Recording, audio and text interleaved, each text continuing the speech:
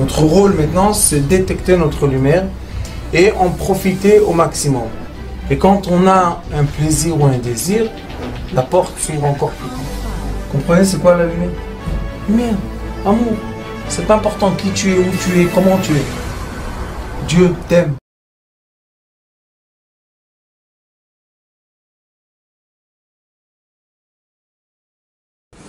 C'est une paracha qui dévoile la force et la faiblesse de la conscience de l'être humain. Comment Yaakov Avinu est à la fois Yaakov, qui est le talon, et à la fois Israël, qui est Sarita, qui est le ministre céleste. C'est un degré très très élevé. Et on voit aussi que Yaakov a eu peur de la peur. Ça veut dire quoi, il a eu peur de la peur? Yaakov Avinu ne sait pas vraiment si Esav existe. Il ne sait pas vraiment que si Esav existe, qu'est-ce qu'il veut chez lui? Parce qu'il y a 22 ans qui sont passés, ils ont à peu près les jumeaux maintenant, 84, il est arrivé, après il était esclave 22 ans, ça nous donne 106 ans. On a 2 jumeaux à l'âge de 106 ans. Et qu'est-ce qu'ils cherchent? Rien du tout. Et là, on peut étudier, vous allez voir dans les psukim, qu'en effet, l'être humain crée sa vérité. C'est quoi créer sa vérité? C'est c'est nous qui créons l'enveloppe qui nous entoure, qui est le reflet, on va dire, déformé de la réalité. Comme des lunettes. Chacun de nous, on peut porter les lunettes qu'on veut, voir ou pas voir. J'étais chez l'opticien, il m'a dit « Ah, tu as besoin de lunettes, toi ?» Je dis « Pourquoi ?» Il dit « Voir de loin. » Je dis « Je ne veux pas voir de loin. » De près, je sais lire. Il m'a dit « Il m'a dit « Non, tu es obligé des lunettes. » Je dis « Il n'y a pas de problème. » Ma femme m'a dit « Prends les lunettes, prends les lunettes. » J'ai dit « Tu veux que je vois de loin ?» Jusqu'à quand je suis arrivé de ne plus voir de loin. C'est pas bien. Ah, on a fait les lunettes. Mazal tov. Ils sont où? Ils sont où? Je sais pas où ils sont. Surtout pas sur mes yeux. J'ai dit, Rabbanit, je peux lire. Ça suffit, qu'est-ce que j'ai besoin encore? Ça y est, j'étais jeune, j'ai vu, j'ai compris que... Il n'y a rien à voir. Le monde est très joli, bon Hachem. Dieu a créé un monde magnifique, d'accord? Mais ça y est, elle avait 16 ans, c'était bien, maintenant... On est grand-père, c'est... Alors, ce qui se passe, quelle est la vérité? C'est que l'être humain déforme d'après la sensibilité de son cerveau, de son cœur, la réalité en face de lui. Quand on étudie la moralité, on sait que le degré le plus élevé de la moralité, c'est transformer un ennemi en ami. Tout ça, c'est quoi? Quand on étudie aussi, juste une parenthèse, les arts martiaux, la vérité des arts martiaux est quoi? Ne pas utiliser la force. La force est ne pas utiliser la force. Ça s'appelle, quand on étudie les sciences élevées de lumière, ça s'appelle polarité. On veut prendre, chacun de nous on a du bien et du mal, c'est la vie, et on veut prendre, quand une personne est par exemple malade ou fatiguée ou énervée ou en colère, ça veut dire que sa polarité a changé. On veut prendre le négatif et non pas l'annuler, parce que si on coupe la tête d'une personne en deux, elle est morte la pauvre. Ah, qu'est-ce qu'on fait? On change, ça s'appelle changer de sens. On change le sens.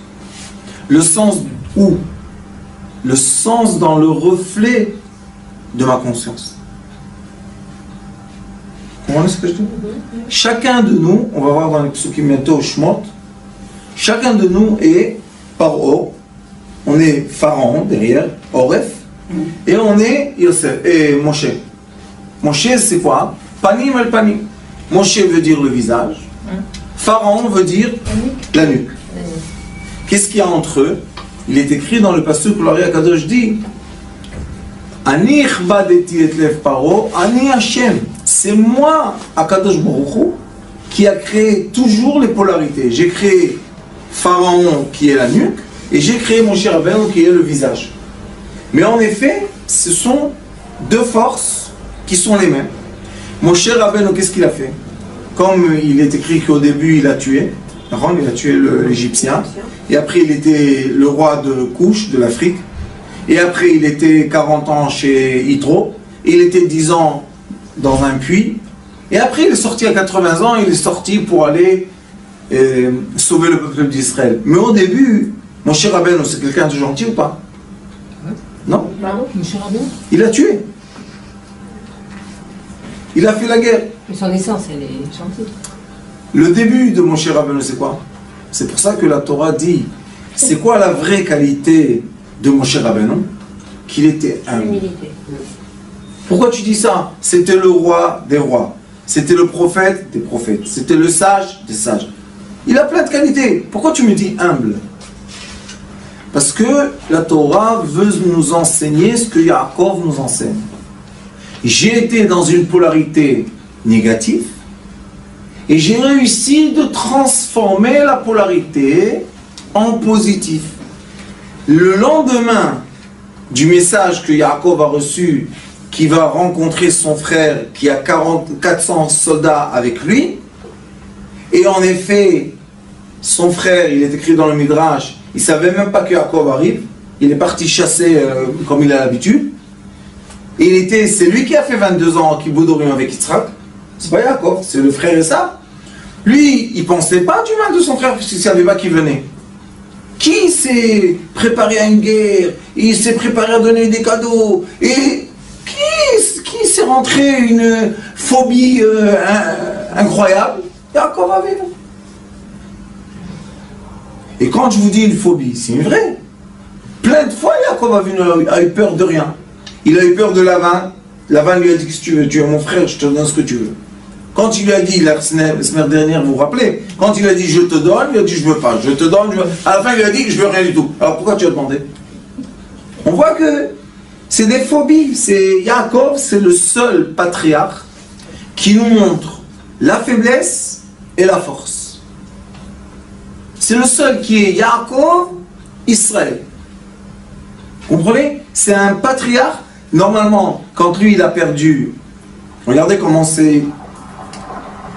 Lui il a perdu Yosef, il est resté en vie. Yitzhak a perdu Yaakov, il est resté en vie. Abraham a perdu Yitzhak, il est resté en vie.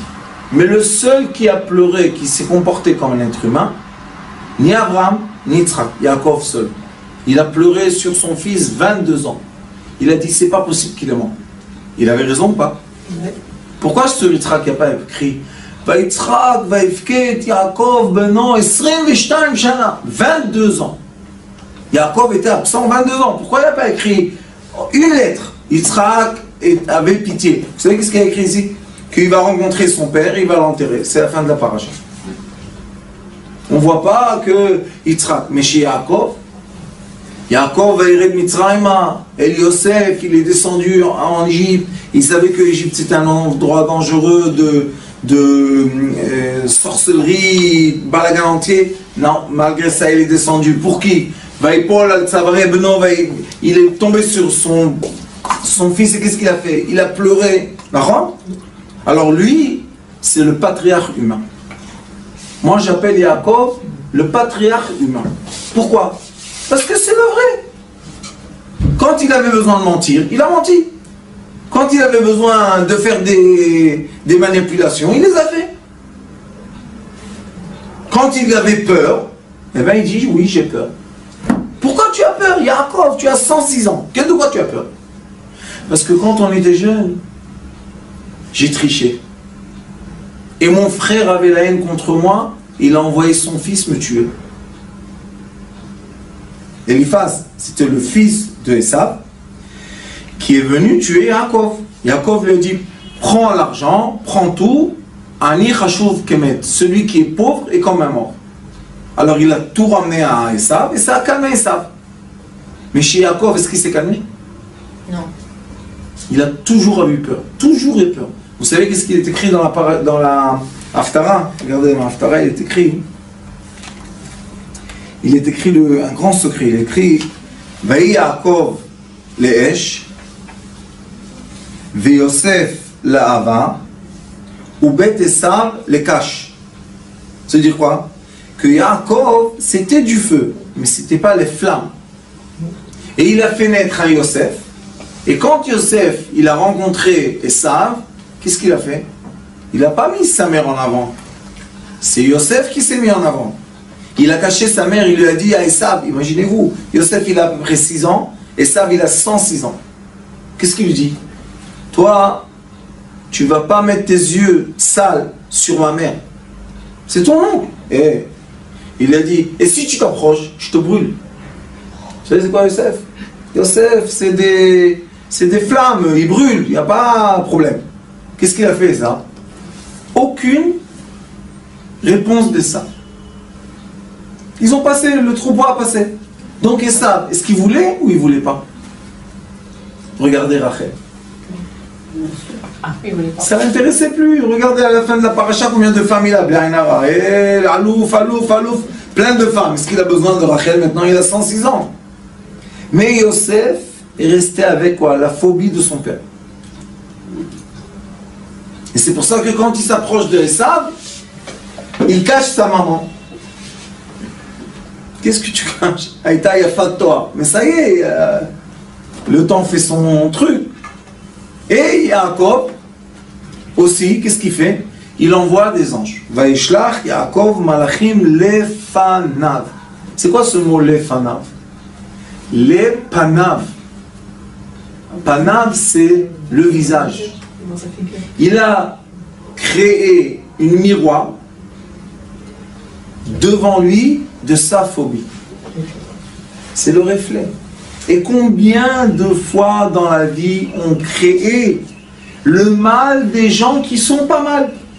Vous savez, beaucoup de fois je fais du chambaï. Et la dame ou le monsieur disent sur leur conjoint, c'est un monstre. Je leur dis très bien, c'est un monstre? Oui. Si j'emmène ici sa mère, qu'est-ce qu'elle dit de lui maintenant? C'est un ange, mon fils, le pauvre, il est le meilleur du monde. Alors je leur dis, expliquez-moi, c'est le même être humain devant nous ou pas? Oui, sauf que les fanaves de sa mère, où il dit, et les fanaves de sa femme, le démon. Qu'est-ce qu'il est? Le démon ou l'ange? Comme nous tous. Vous savez, ma femme, des fois, elle dit aux gens, les dames comme ça, elle vient et dit, comme il est gentil, ton mari, quelle chance tu as. Elle leur répond, oui, bien sûr. Et l'autre côté, on essaie de travailler tous les côtés, mais on ne va pas dire qu'on est parfait. Si on est parfait, on meurt, on n'est pas là. Alors on travaille les autres côtés. Mais ça, c'est les polarités. Qu'est-ce qu'on fait toute la journée, du matin au soir, vous savez? On change. Les forces nous retournent et on comprend, parce qu'on a un reflet, que maintenant on est à l'envers. On se travaille pour redevenir à l'endroit. Est-ce qu'on a le droit de changer l'être humain? Non. L'être humain est une sphère et un monde entier. Qu'est-ce qu'on a le droit de faire? D'influencer le vent pour que les polarités soient en place. Si Chas V'Shalom, le pôle Nord, aurait bougé 1 centimètre, vous savez qu'est-ce qui serait passé dans le monde? On aurait été inondé d'eau et après glacé. 1 centimètre. Le pôle Nord. Qu'est-ce qu'il faut faire? Tourner. Quand il faut trop chaud, il faut partir un peu en arrière du soleil. Et quand il fait un peu froid, il faut venir au soleil, c'est tout. Quand une personne est seule, sa polarité est négative et influençable. Mais quand une personne est en couple, sa polarité est positive grâce au couple, est très difficile d'influencer parce que tous les jours on retourne à la maison, on se remet en place parce qu'on retrouve le cadre. Mais quand on n'a pas de cadre, aujourd'hui c'est très facile, on a l'écran, on commence, tac, tac, tac. tac, tac. On cherche. Au début, on dit qu'on cherche quelque chose de très important, le travail. Le travail, tout d'un coup, on a un spam qui vient. Qu'est-ce qu'il y a? Tu veux aller en vacances? Tu cliques juste pour voir un instant. Tu cliques, il y a des photos. Tu cliques les photos. Tu cliques les photos, tu rentres dans des sphères de photos. Tu rentres dans les sphères de photos. Les photos les plus vues, vous savez c'est quoi? On rentre dans les... On dit non, juste un instant, juste... ça m'intéresse quoi? J'ai pas encore vu... on clique à la haute-robe.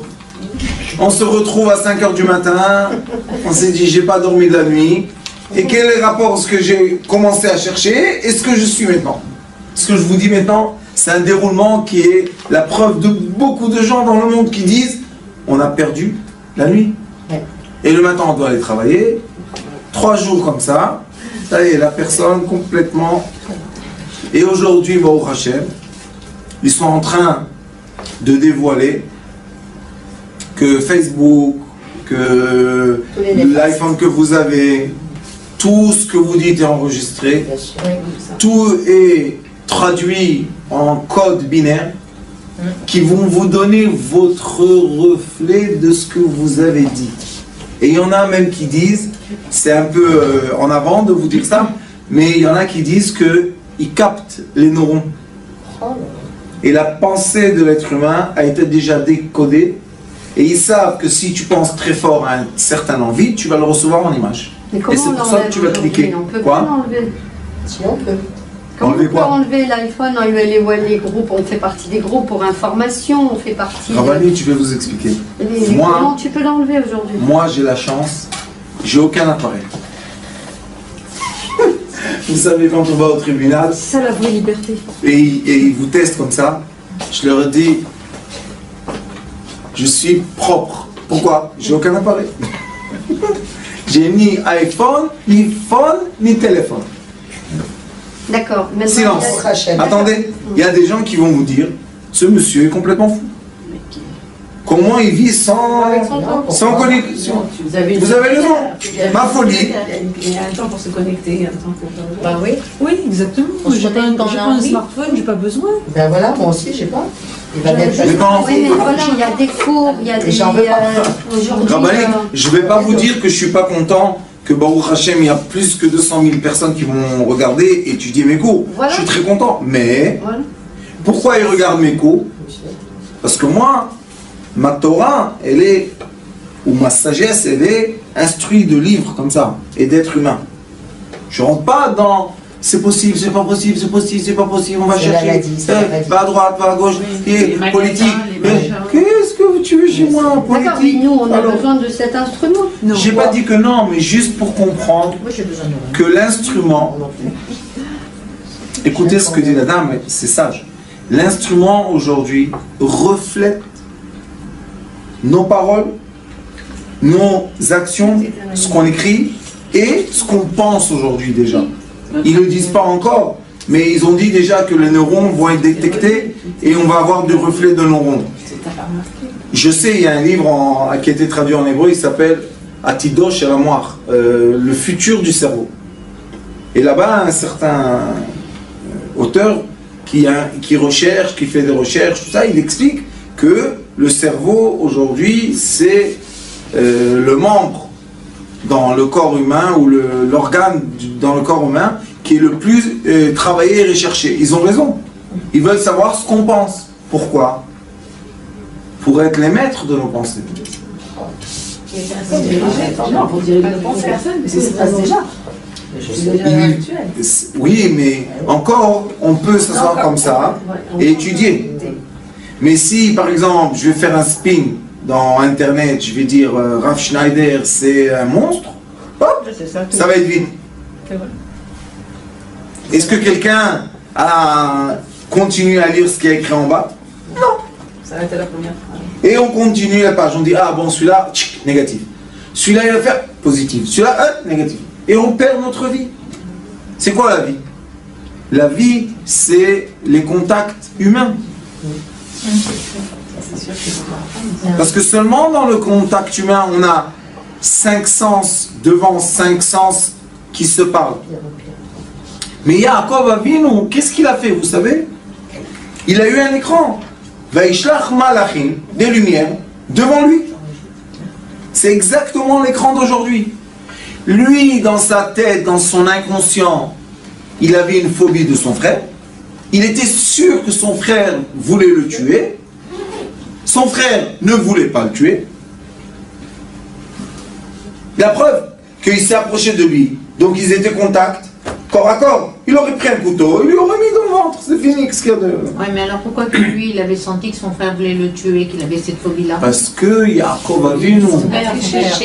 Premièrement, dans le ventre, il a attrapé le talon. Ça veut dire qu'il voulait tuer son frère. Après, quand son frère il est venu fatigué, il lui a dit, signe-moi que tu me donnes le droit d'aînesse. Et après, quand il y a eu les brachot de Yitzhak, il a dit à sa mère, il va me maudire.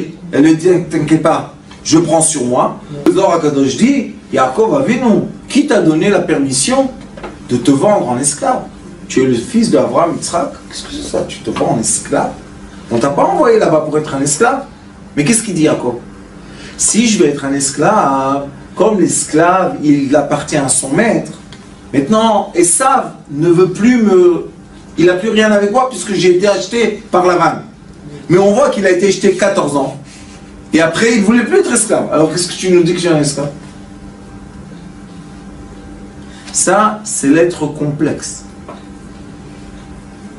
Et Yaakov, ce que j'aime, qui je suis, moi, rien du tout, mais ce qui est beau dans les parachutes de Yaakov, et aussi Yosef, vous allez voir que Yosef aussi, c'est une personnalité complètement complexe. Ce qui est beau, c'est qu'il nous montre le processus. Et quand l'être humain sait qu'il y a un processus de détourner les forces polaires, moi je pense que c'est un grand cadeau. C'est-à-dire que Yaakov nous dit, je suis Yaakov. Voilà, regardez, j'ai des phobies, j'ai peur, je m'angoisse, je me prépare à une guerre. Tout ça est dans ma pensée. La preuve que quand il fait la guerre, avec qui il fait la guerre? Avec l'ange de Esav. Qu'est-ce que tu fais? Pas dormir. Toute la nuit, il fait la guerre. Avec qui tu fais la guerre? Oh, et le matin, il se réveille, vient son frère, lui dit, il court. Mon frère, je t'ai pas vu. Il a 106 ans, il court. Rate. Esav rate. Ah. Alors Yaakov, dis-moi, il te déteste ton frère? Il est simple, Esav, c'est pas compliqué. Bon, ça y est, j'étais énervé avec toi, ça y est, ça passe. Esav, c'est la bile. Vous savez, c'est quoi la bile? C'est une flamme et hop, ça s'éteint. Mais Yaakov, c'est la tristesse. Le troll, tristesse. Profonde tristesse. Oh là là. C'est la tristesse. Oui, on pleure.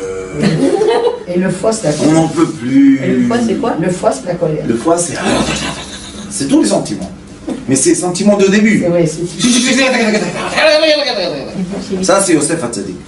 Mais Yaakov, Yaakov, tout le temps terré, il est enterré celui-là. Qu'est-ce que tu as? Israël! Il a besoin qu'on fasse quoi, vous savez? On l'allume. Qu'on lui donne de la force. On lui met de l'essence. Pour le stimuler. Oui, il a besoin de ça. On le pique. On est tout le temps, il a besoin. Qui lui fait ça? La naissance de Yosef. De Yosef. Quand Yosef Hatzadik naît, Yaakov comprend qu'il doit sortir de l'esclavage. Pourquoi? Parce que Yosef, c'est un roi. Il y a deux rois. Il y a Mashiach ben Yosef, Mashiach ben David. On a Yosef et Yehuda. Et vous allez voir que dans la paracha suivante, je pense, ou dans deux parachas, Yosef Hatzadik et Yehuda font exactement la même faute. Avec une femme interdite. Yehuda, il va comment dire, enlever la laine de ses moutons. Et dans le chemin, il était un peu triste. Il voit une femme. Son métier est le métier le plus ancien du monde. Il lui dit combien ça coûte? Elle lui dit tant et tant. Il lui dit bon. Elle lui dit non, non, je paye pas moi. Tu peux pas payer avec carte Israël. Il sera capable. Tu me laisses quelque chose qui a une valeur. Qu'est-ce qu'il lui laisse, vous savez? Il lui laisse la bague du roi et le bâton du roi. c'est quoi? C'est les signes qu'il y a à voir. Il dit, je vais retourner. Elle va me le redonner, je vais lui donner un mouton. Tout va bien. Il retourne, elle n'est pas là. Qu'est-ce qu'il fait, vous savez? Il retourne dans son endroit où il est. Tout va bien. Il ne s'angoisse pas du tout, Yehuda. Après, on lui dit, tu sais, Tamar, elle est enceinte. Qu'est-ce qu'il dit? Brûlez-la. Elle dit, oui, je suis prête à être brûlée. Mais le père de mes enfants, c'est celui qui a le bâton et la bague. Et vous savez qu'est-ce qu'il dit, Yehuda? Tout simplement, Tzatkam Humeni, je m'excuse. Et la vie continue. Et alors, tu as emmené un enfant de la fille de ton fils. Vous comprenez? La femme de son fils, il a emmené un enfant. Ça, c'est interdit. Mais les enfants, ils sont là avec nous, tout va bien, il n'y a pas de problème. Yosef Hatzadik, il est en Égypte. La femme de Potiphar n'était même pas sa femme, parce que là, le Rambam Akadosh explique que là-bas, ils étaient homme avec homme, femme avec femme. Ça s'appelle dans la Torah Mesalselet, une femme avec une femme, et l'homme avec l'homme. Qu'est-ce qu'il fait, Yosef? La femme, celle qui l'envie. Celle qui lui fait tous les jours les robes, et les parfums, Cacharel, Yves Saint Laurent, Gucci, ce que vous voulez. Et celle qui le rend. Et à la fin, il dit, bon, qu'est-ce que je vais faire, hein? C'est un homme, alors. Il ne fait même pas la faute. Vous savez pourquoi? Vayar Yosef et Diukan Aviv. Qu'est-ce qui s'est passé? Vaishlach Yaakov Malachim Lefanav. Yosef roe Diukan Aviv. Qu'est-ce qui se passe? Yosef revoit le reflet de son père. L'explication très simple. Et quoi? Yosef a été éloigné de son père. Ils étaient très amoureux. Le père et le fils, ils étaient tout le temps ensemble. Donc c'est quoi la vérité intérieure de Yosef? La volonté de son père. C'est quoi la vérité intérieure de Yaakov? La crainte de son frère. Vous voyez que la personne se fait le reflet. Et quand il voit son père, hop, il s'en va. Il ne sait pas qu'elle va dire qu'il a essayé de faire quelque chose de mal. Pourquoi tu laisses la Bible dans ses mains? Tu laisses une preuve, t'es fou quoi.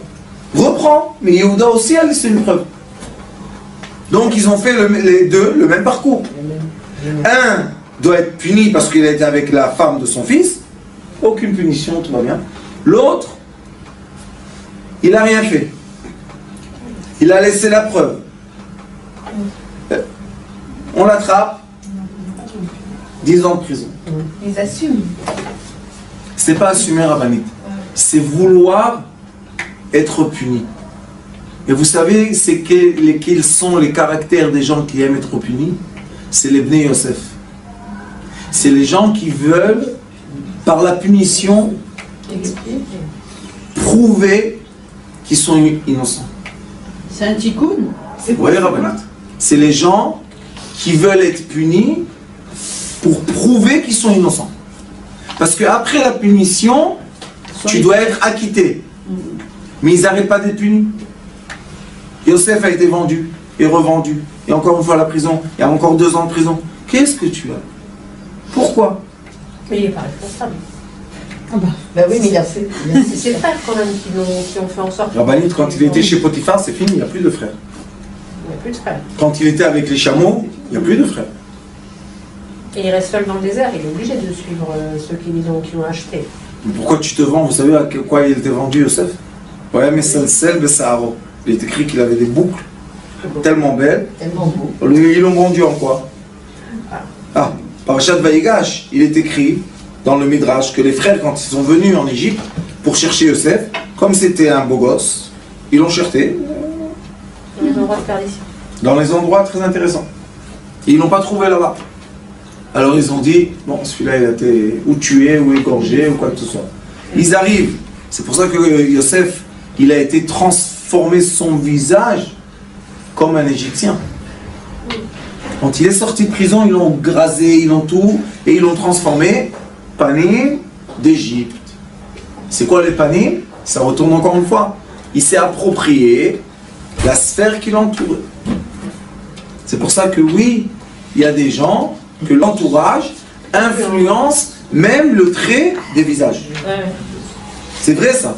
Pourquoi? C'est tout ça, c'est une question d'oxygène. Je ne veux pas rentrer maintenant avec vous parce que c'est long et compliqué, mais l'oxygène nous crée. Toutes les cellules vivent d'oxygène. Donc l'oxygène rentre dans la cellule et qu'est-ce qu'elle fait? Se gonfle ou l'oxygène. Et elle crée la forme de la cellule. Yaakov crée la guerre imaginable, imaginaire avec son frère. Il n'y a pas eu de guerre. Yosef se crée des visages et des punitions parce qu'il pense que son père le voit de loin mais il se voit lui-même. Alors cette Torah-là de Bereshit, c'est un livre de morale, ça. C'est court. Oui, c'est le livre qui dit Derech Eretz Kadma la Torah. Pour étudier la Torah, tu dois être un être humain premièrement. Et après, tu vas étudier. C'est pour ça qu'il est écrit Leolam Yeh Adam. Toujours soit premièrement Adam, être, et après rentre dans les études plus profondes. Et pour être un être, on doit polariser de façon positive quoi? Nos défauts. C'est pas des défauts, Rabat. C'est des déformations de vision. Si, et je vous dis quelque chose du Ramban, vous savez, le Ramban, c'est un des commentaires sur la Torah. Vous savez qu'est-ce qu'il dit? Il a une lettre qu'il envoie à un élève à lui qui lui demande comment avoir l'intimité entre un homme et une femme. Il lui écrit là-bas une chose magnifique. Il dit qui a donné la permission aux êtres, et il s'adresse aux chrétiens, qui disent qu'il y a un membre impur dans le corps humain. Il dit comment est-ce possible? Puisque Dieu même a créé l'être humain à son image. Ça veut dire que nous sommes un reflet parfait d'une lumière parfaite. Alors pourquoi on se critique? Et le problème est que malheureusement, on se fait des idées qui ne sont pas réelles, on se déforme à ces idées-là, et on regarde dans le miroir, et on dit « Ah, regarde comme il est déformé celui-là. » Et on perd la vie, le temps. Sois qui tu es, profite de ce que tu es comme tu as été créé, et non pas comme ceux qui t'entourent veulent te recréer. Et c'est une grande différence entre médecine, lumière et psychologie moderne.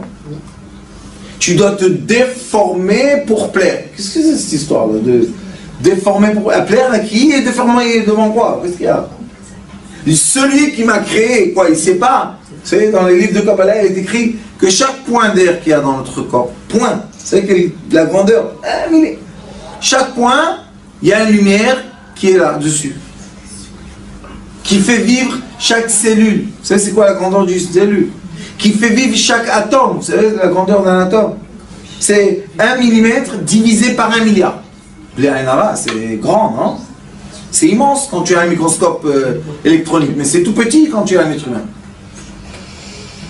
Nous, on a le droit de déformer une création divine. Et comment on la déforme? Je vais vous donner une image.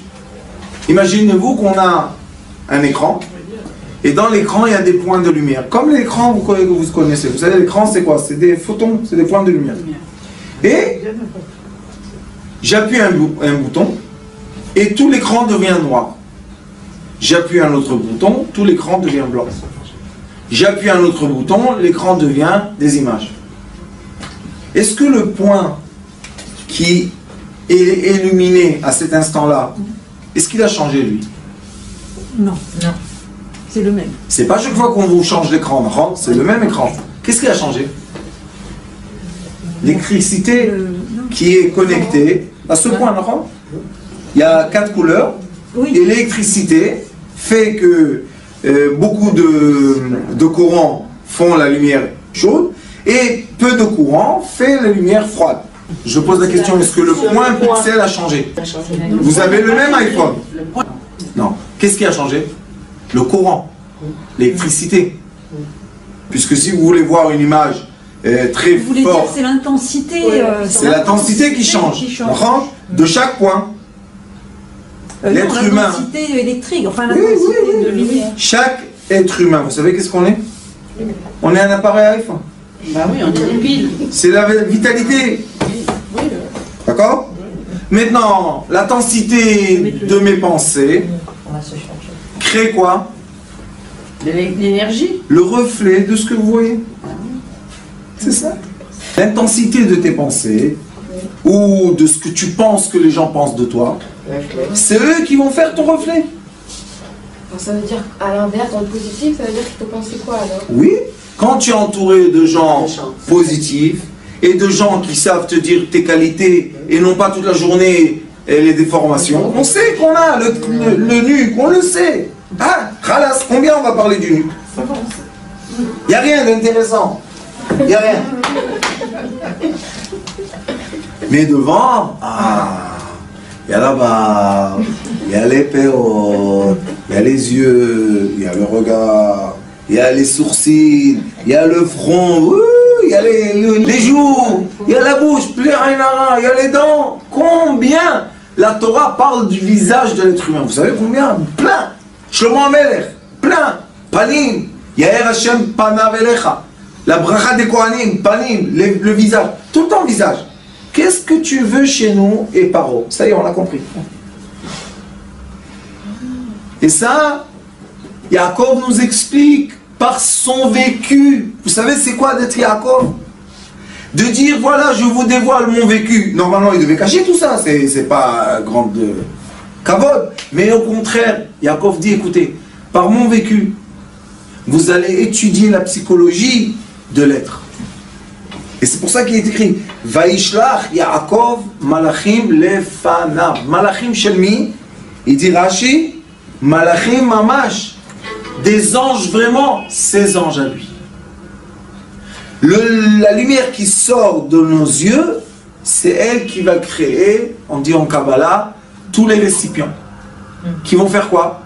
Qui vont faire le reflet des lumières qui sortent des yeux et qui retournent dans les yeux. Alors qu'est-ce que je vois devant moi? Ce que je me mangeais, tu penses? Ce que je pense. Simple. Il y a une dame, on va faire une petite histoire au milieu. Il y a une dame qui est venue chez moi, elle avait le cancer. Et elle m'a dit, je veux que tu me guérisses sans opération. J'ai dit, il n'y a pas de problème, mais ton mari, qu'est-ce qu'il veut? Elle m'a dit, mon mari ne croit pas à ça, il veut une opération. Vous savez qu'est-ce que je lui ai dit? Fais l'opération. Elle m'a dit, non. Le plus important, c'est la guérison, c'est pas l'opération. L'opération, ça prend quoi? 1 heure, 2 heures, 3 heures? Mais après, il y a une vie entière. Tu veux sortir de cette maladie et toute ta vie, ton mari va te faire comme ça? Non, non, non, non, non, non. Tu vas être déformé complet. Fais cette opération. Si tu crois à la médecine lumière, l'opération ne peut pas faire de mal. Ça y est, ils ont enlevé, tout va bien. Vous savez qu'est-ce qu'elle a fait? Elle a dit, tu sais quoi, peut-être le Rav a raison. On essaye. 30 ans de mariage qui ne marche pas tellement, hein, il faut chercher quelque chose d'autre. Elle est rentrée dans l'opération. Avec la pensée, je lui ai dit, quand tu rentres dans l'opération, dans ta tête, tu dis tout le temps, je t'aime, je t'aime, je t'aime, je t'aime. Je fais tout ça pour toi, parce que je t'aime, mon mari. Vous savez qu'il y a des livres qui disent que quand une personne rentre dans une opération, il y a une certaine bracha qu'on fait, une prière, une bracha, qu'on a l'occasion de mourir et revivre. Ça, c'est un cadeau immense. Pourquoi? Parce qu'il y a des sphères qu'on ne peut pas changer la polarité. C'est trop lourd. Alors qu'on va tenir le poids 10 ans, laisse tomber, ça y est, quelqu'un d'autre prenne le poids. Toi, qu'est-ce qu'elle a fait? Elle a fait anesthésie générale, c'est comme la mort. Vous savez, elle s'est réveillée. Elle m'a dit, la première chose que j'ai dit quand j'ai ouvert les yeux, j'ai dit, je t'aime, je t'aime, je t'aime, je t'aime, je t'aime, je t'aime, 8 fois à mon mari. Je dis, pourquoi? Il m'a dit, parce que pendant toute l'opération, dans ma tête, j'avais seulement cette phrase-là, que je dois aimer mon... Pourquoi je vis? Pourquoi je suis là? depuis un couple, on ne peut pas les séparer. La colle, 3 secondes. Ah, bon, sépare-toi un peu. Il ne peut pas se séparer. Pourquoi? Parce qu'elle a recréé une sphère. Que dans cette sphère, son mari est le plus beau du monde. Est-ce que c'est vrai ou pas? À ses yeux. Bien sûr que c'est vrai. Vous rigolez, Rabbanit, c'est écrit dans le Talmud, Masechet Kiddushin. Qu'est-ce qu'il est écrit? Que quand on vient à un mariage, on doit dire Kala, Na'a, Vachasuda. Alors les sages ils disent, à tes yeux, elle est Na'a, Vachasuda, est-ce qu'elle est belle? Non. Ah, pourquoi tu mens? C'est interdit de mentir. C'est écrit dans les 10 commandements. L'autre est shaker. Qu'est-ce qu'ils disent, vous savez? L'os de l'os shaker. C'est pas un mensonge. Aux yeux de son mari, elle est belle. Pourquoi? Comment? On pose pas de questions. Pourquoi on pose pas de questions? Il la voit belle. Parce que c'est quoi? C'est pas seulement sa polarité. C'est la deuxième partie de l'ensemble. C'est le bonheur parfait d'être amoureux de sa femme. Ou être amoureux de son mari. C'est le bonheur. Pourquoi? Parce que l'amour, ça c'est soudé avec des atomes et des molécules. Et maintenant, il n'y a pas de problème. Ça bouge. Ensemble. Des fois en haut, des fois en bas, des fois ensemble, des fois en arrière, des fois en avant. Mais ensemble. Et quand on est tout seul, vous savez qu'est-ce qu'ils disent les sages? Quand on est tout seul, on n'est jamais seul. Ça, c'est japonais, on dit à la bahté. Ça... On préfère d'être ensemble que d'être tout seul et ensemble avec les marionnettes. Alors Yaakov Avinu nous dit, j'ai tout fait pour faire quoi? Pour me préparer au pied. Combien de gens, vous savez, en Angleterre, après la Deuxième Guerre mondiale, c'est vrai ce que je vous dis, après la Deuxième Guerre mondiale, ils ont dit que Hitler avait préparé la première bombe atomique. Et les Anglais, toujours ont eu peur de l'Europe. Vous voyez, maintenant, ils se sont encore une fois séparés. Il y a une peur, il y a une phobie des Anglais, comme c'est une île, des îles devant l'Europe, ils ont toujours une peur, une crainte. Alors, ils ont dit que jusqu'aux années 60, la bombe atomique sera déjà au moins une fois appliquée. Comme il y a eu les Américains qui ont jeté sur. Pendant la Deuxième Guerre mondiale, ils ont eu peur. Vous savez qu'est-ce qu'ils ont fait? Une phobie en Angleterre, des abris anti-nucléaires souterrains. Il y a là-bas du manger, il y a là-bas de l'eau, il y a là tout ce que vous voulez. Mais ça fait 50 ans que les gens sont dans les abris nucléaires dans leur tête, mais la bombe atomique, vous savez, il y a aujourd'hui des bombes beaucoup plus efficaces. Alors dites-moi quelque chose. Des gens qui sont rentrés la phobie de l'abri nucléaire, et ils vivent encore avec nous. Ils vivent ou pas? Non, ils vivent pas. Les pauvres, combien déjà ont fini leur vie? Comment ils ont fini leur vie? La conscience dans un trou noir en dessous de la terre. C'est pas une phobie, ça. Au lieu de dire aux gens, hey, tout va bien, il y a la paix, s'il y a des petits attentats, des petits trucs, c'est la vie, on ne peut pas les éviter. C'est tout. Vivez votre vie. Sortez des phobies. Et là, Yaakov nous dit... Comment ça se fait que Yaakov, avec toutes les phobies qu'il avait, avec toutes les peurs qu'il avait, qu'il est passé au travers? Oh, pas au travers. Il a réussi à surmonter. C'est ça la beauté. Oui. C'est ça ce qui est beau chez Yaakov. Que ce Yaakov-là... Qu'il n'a pas manifesté ça. Parce que... Pourquoi? Son frère, il n'a pas tué, il n'a pas voulu le tuer. Non, Rabbanit, écoutez le problème. Le problème, c'est que Yaakov avait peur de Esav. Oui. Mais en effet, Esav n'avait rien à faire avec lui, ils s'en foutaient de lui. Okay. S'il voulait le chercher, comme Yaakov est venu en Eretz Knan, quoi, Esav ne pouvait pas aller chez Lavan, qu'est-ce que je te... Quoi? Il y a seulement, on l'allait comme ça, il n'y a pas. La preuve que l'Eliphaz l'a trouvé là-bas, alors. C'est dans la tête que ça se passe. Mais il avait une phobie. C'est pour ça que c'est écrit les fanav. C'est quoi les fanav? Panav. Devant son visage, il a créé une phobie. Et il a eu comme un écran devant lui. Esav est devenu un monstre. Mais Esav est ton frère jumeau. Quel monstre? La même chose. Et après, qu'est-ce qu'il dit? Vayera Yaakov meod. Yaakov a eu très très peur. Vayetzer lo. Il s'est, etzer, c'est quoi? Il s'est compressé lui-même. Vayachat setam. Tellement il s'est compressé, qu'est-ce qui s'est passé? Il s'est divisé en deux. Parce qu'il écrit Vayetzer Vayachatz, Mazechatz, Mechetzi. Qu'est-ce qui se passe quand je plie quelque chose très très très très fort à la fin? Qu'est-ce qui se passe? Je le déchire. C'est ce qui s'est passé avec Yaakov. Il a eu tellement peur que tout son troupeau s'est déchiré en deux. Il a eu la force de la séparation qui s'est un peu impliquée. Et la séparation, c'est le sitrach. C'est pas le bien. Quand on veut le bien dans la vie, on doit être unis. Quand on veut le mal, on doit être séparés. C'est pour ça que même dans la Haggadah de Pessah, qui est le jour de la délivrance du peuple d'Israël, Akadosh Baruch Hu dit, mets les 4 fils ensemble. Le sage, le méchant, ensemble. Quand on est à Sukkot et on a la Shrina, on a la présence divine, Akadosh Baruch Hu dit, mets ensemble les 4. C'est qui?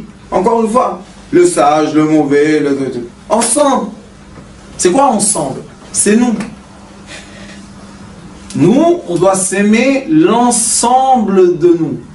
On a les côtés négatifs, on a les côtés positifs. Mais ça, c'est un ensemble. Si on est seulement positif, on meurt.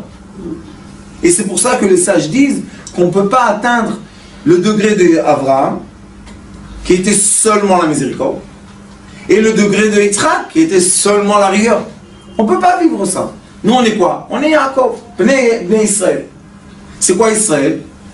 Polarité positive Israël, polarité inverse Yaakov, je ne peux pas dire négatif sur mon père Tréach. Et, hop, une sphère. Quand on a la permission d'être une sphère entière, on a la permission de vivre. C'est le commencement de la vie. Et ça s'appelle en anglais to be aware. Mazawar, conscient. Réveille ta conscience. Comprends dans quoi tu vis. Quelle est la sphère dans laquelle tu existes. Et commence ta vie. C'est comme la boule de neige. Tant qu'il n'y a pas la première boule, on n'a pas la grosse boule. Les gens disent la boule de neige, c'est pas une bonne métaphore. Ils n'ont pas raison. La boule de neige, c'est exactement ce qui se passe avec l'être humain. Une petite boule. Et commence un déroulement.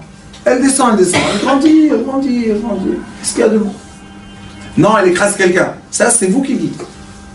C'est les gens qui disent, ah, les boules de neige, ils tuent. Non, les boules de neige ne tuent pas. Les boules de neige, c'est très joli. Pourquoi tu t'es mis dans sa voie, dans son chemin? Tu t'es mis dans son chemin. Malheureusement pour toi. Mais si tu n'es pas dans son chemin, tu regardes de côté. C'est très très joli une boule de neige. C'est la même chose de l'être humain. Quand il est, tout le monde, oh, comme c'est magnifique, comme il est beau bien. D'accord? Pourquoi quand il grandit, on dit, fais attention de lui, ça c'est un escroc, aïe aïe aïe, fait. C'est le même qui était dans quand on l'a bercé ou pas le même? Oui, c'est le même. Alors pourquoi maintenant tu parles du mal de lui? La sphère a grandi. Maintenant on voit le négatif et le positif. Et maintenant on n'est pas content du négatif. Vous avez raison. Eh bien tourne la sphère.